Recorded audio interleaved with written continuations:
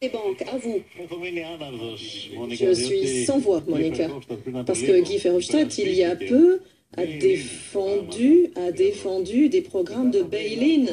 Après les programmes de bail-out qui ont pesé sur les contribuables, surtout des pays du Sud, avec des dizaines de milliers d'euros qui devront être remboursés par nos enfants et nos petits-enfants, la nouvelle logique maintenant, ce serait des solutions qui vont peser sur les personnes qui ont des comptes d'épargne, qui ont épargné de l'argent. Ce serait une solution catastrophique pour l'Europe. Et cette logique, est-ce que cette logique, M. Juncker et M.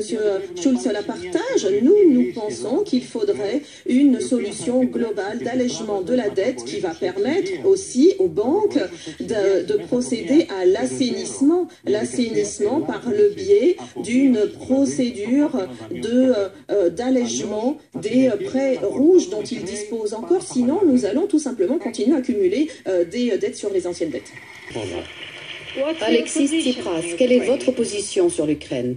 L'Europe, malheureusement, fait encore des expériences avec les matériaux de la guerre froide et on ouvre ainsi une plaie immense au cœur de l'Europe et cette plaie, à nos yeux, ne peut pas se refermer ni par le biais de menaces, ni par le biais de sanctions. Il faut le dialogue, il faut la diplomatie, il faut avant tout ne pas accepter la montée des néo-nazis dans un gouvernement européen. Nous ne devons pas reconnaître un gouvernement ukrainien qui contiendrait des néo-nazis. C'est vraiment quelque chose de fondamental. Nous devons donner la possibilité au peuple ukrainien d'être le seul à décider de son sort dans le cadre des procédures constitutionnelles prévues. Et nous devons également exiger le dialogue au niveau de l'OCDE, exiger que le départ de toutes les troupes, qu'il n'y ait aucune intervention ni du côté de l'OTAN ni du côté de la Russie pour donner une chance à la paix. Alexis Tsipras, quelle est votre position sur ce sujet? La gauche européenne respecte le droit à l'autodétermination des peuples. Toutefois, nous pensons que les nationalismes, les conflits, les tensions entre peuples, entre nations ne peuvent jamais déboucher sur un résultat positif. À nos yeux, nous ne devons pas parler de modification de frontières, mais nous devons respecter le droit des peuples, en respectant aussi le droit international. Par exemple, pour le cas de la Catalogne ou de l'Écosse, on pourrait prévoir une autonomie renforcée dans le cadre d'une communauté confédérale. On pourrait, par exemple, envisager quelque chose de similaire pour l'Ukraine. L'Ukraine doit constituer un pont, une passerelle entre la Russie et l'Union européenne, pas une zone de litige, de différend. Et ça, c'est quelque chose qui pourra contribuer à la paix et au rapprochement. Alexis Tsipras. Le plus gros déficit aujourd'hui en Europe, c'est le déficit démocratique.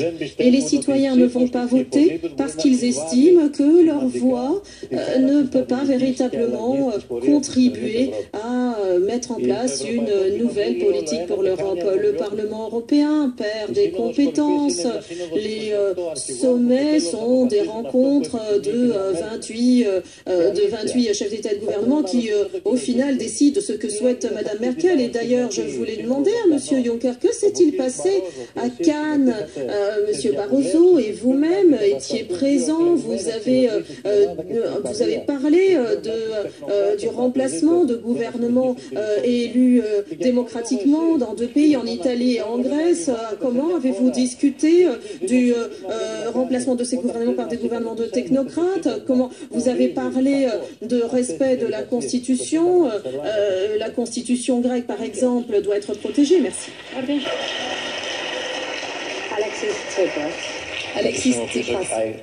Moi, je vais utiliser mon joker également. Alors avant tout, nous voulons une Europe qui appartiendra à ses peuples, une Europe des peuples, des citoyens. Nous allons renforcer la démocratie, renforcer la participation. C'est le Parlement qui doit prendre les décisions importantes et les citoyens pourront décider sur les questions cruciales par le biais de référendums. Nous ne voulons plus de décisions à huis clos. Nous ne voulons plus un contournement de la volonté du peuple. Deuxième chose, nous allons essayer dans l'immédiat nous allons essayer de retirer la troïka, ce que l'on appelle la catastrophica, la retirer de tous les pays. Nous allons également lancer une grande conférence européenne pour trouver une solution durable pour sortir de la crise avec la solidarité et la démocratie. Exactement, sénateur de Paris et surtout président de la gauche européenne. C'est à ce titre que vous êtes là, Pierre-Laurent, ce soir. Alors, finalement, vous avez participé, entre guillemets, à ce débat. Vous avez couvé des yeux votre poulain. Qu'est-ce que vous en avez pensé ? Je crois qu'il a fait la différence et plusieurs fois, il a pointé les responsabilités des grands partis qui ont dominé les décisions européennes ces dernières années, qui les assumaient d'ailleurs, mais qui ont quand même fui les questions précises qu'Alexis Tsipras leur a posées sur le bilan de leur politique.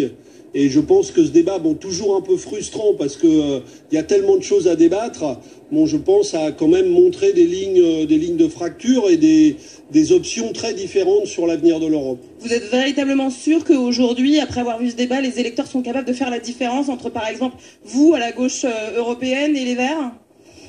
Non, bien sûr. D'abord, il y a entre nous et les Verts des choses qui sont communes, mais il y a des choses qui n'ont pas été dites aussi. Par exemple, les Verts, malheureusement, ont parfois apporté leur soutien aussi à ces politiques, et même assez souvent.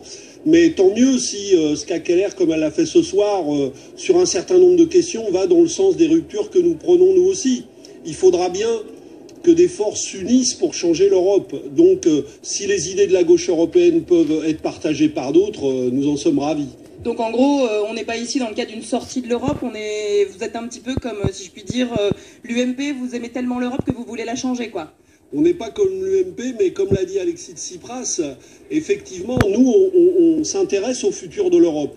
Et il l'a très bien dit, le risque, c'est que les politiques poursuivies aujourd'hui, c'est ça qui détourne les gens de l'Europe, parce qu'il n'y a plus aucun espoir, singulièrement pour les jeunes, avec les politiques d'austérité actuelles. Donc si on veut réouvrir le futur de l'Europe, eh bien il faut changer l'Europe. Je crois qu'il l'a très bien dit ce soir. Et c'est ce qu'on essaye de porter, les listes de la gauche européenne dans toute l'Europe. Alors, dernière question, Pierre-Laurent, vous êtes vous-même sénateur. Est-ce que vous ne devriez peut-être pas plus porter ces questions européennes au sein même de nos parlements nationaux? On a beaucoup entendu qu'on ne parlait pas beaucoup d'Europe. Est-ce que c'est pas un petit peu votre responsabilité? Mais c'est une question que nous posons régulièrement. Et par exemple, dans nos propositions, je pense que les directives devraient être systématiquement coélaborées par le Parlement européen et par les parlements nationaux. Alors qu'on nous demande de les transposer une fois que tout est réglé, et nous n'avons plus qu'à les adapter. On devrait être saisi en amont de toutes les questions européennes pour coélaborer entre parlements nationaux et parlements européens. Il faut faire de l'Europe une vraie démocratie parlementaire et pas quelque chose qui est confisqué par les commissaires européens et les lobbies, comme ça a été dit ce soir.